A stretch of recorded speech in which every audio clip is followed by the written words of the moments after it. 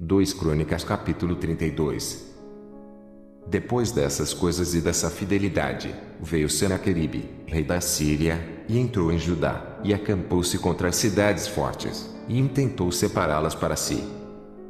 Vendo, pois, Ezequias que Senaqueribe vinha e que o seu rosto era de guerra contra Jerusalém, teve conselho com os seus príncipes e os seus varões, para que se tapassem as fontes das águas que havia fora da cidade, e eles o ajudaram. Assim, muito povo se ajuntou e tapou todas as fontes, como também o ribeiro que se estendia pelo meio da terra. E disseram, por que viriam os reis da Síria e achariam tantas águas? E ele se fortificou, e edificou todo o muro quebrado até as torres, e levantou outro muro para fora, e fortificou a Milo na cidade de Davi, e fez armas e escudos em abundância. E pôs oficiais de guerra sobre o povo, e ajuntou-os assim na praça da porta da cidade, e falou-lhes ao coração, dizendo: Esforçai-vos e tende bom ânimo, não temais, nem vos espanteis por causa do rei da Síria, nem por causa de toda a multidão que está com ele, porque é maior conosco do que com ele. Com ele está o braço de carne, mas conosco, o Senhor, nosso Deus, para nos ajudar e para guerrear nossas guerras. E o povo descansou nas palavras de Ezequias, rei de Judá. Depois disso, Senaqueribe, rei da Síria, enviou os seus servos a Jerusalém. Ele, porém, estava diante de Laquis, com todo o seu domínio, a Ezequias, rei de Judá, e a todo o Judá que estava em Jerusalém, dizendo: Assim diz Senaqueribe, rei da Síria, em que confiais vós, que vos ficais na fortaleza em Jerusalém? Porventura, não vos incita Ezequias, para morrerdes a fome e a sede, dizendo: O Senhor, nosso Deus, nos livrará das mãos do rei da Síria? Não é Ezequias o mesmo que tirou os seus altos e os seus altares e falou a Judá e a Jerusalém, dizendo: Diante do único altar vos prostrareis e sobre ele queimareis incenso?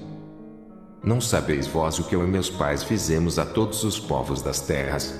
Porventura, puderam de qualquer maneira os deuses das nações daquelas terras livrar a sua terra das minhas mãos?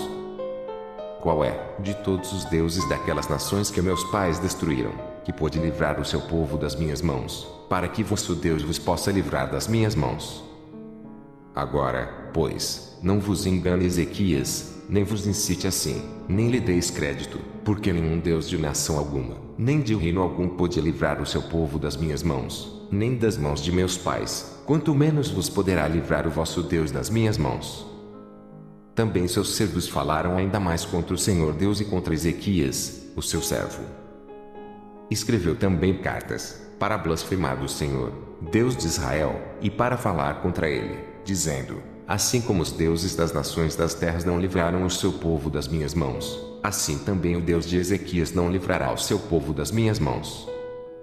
E clamaram em alta voz em judaico contra o povo de Jerusalém que estava em cima do muro, para os atemorizarem e os perturbarem, para tomarem a cidade.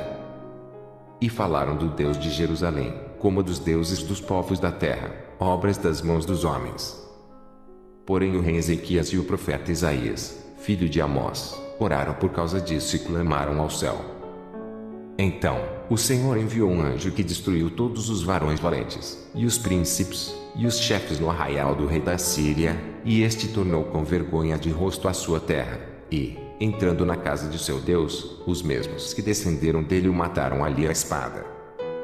Assim livrou o Senhor a Ezequias e aos moradores de Jerusalém das mãos de Senaqueribe, rei da Síria, e das mãos de todos, e de todos os lados os guiou.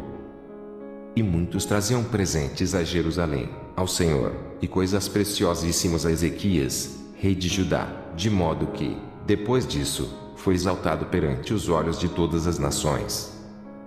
Naqueles dias, Ezequias adoeceu de morte e orou ao Senhor, o qual lhe falou e lhe deu um sinal.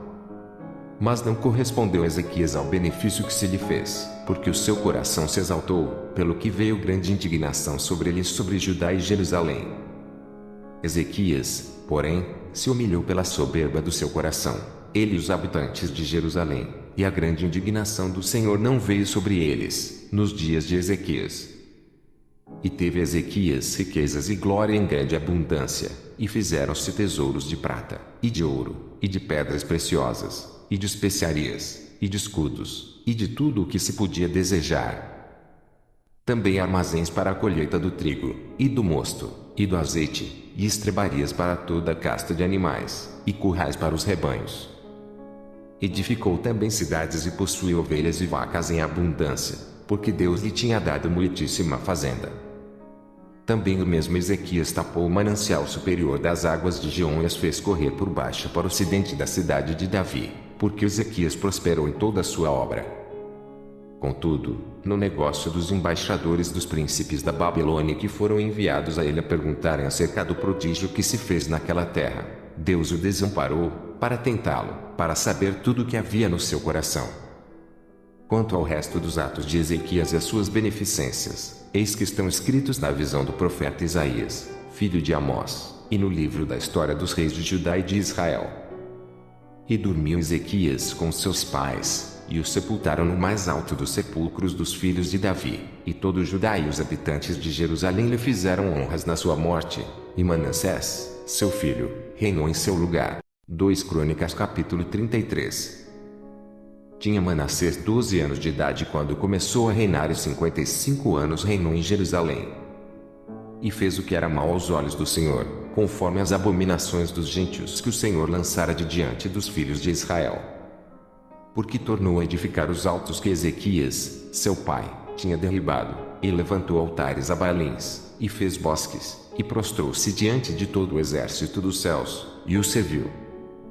E edificou altares na casa do Senhor, da qual o Senhor tinha dito: em Jerusalém estará o meu nome eternamente. Edificou altares a todo o exército dos céus, em ambos os pátios da casa do Senhor.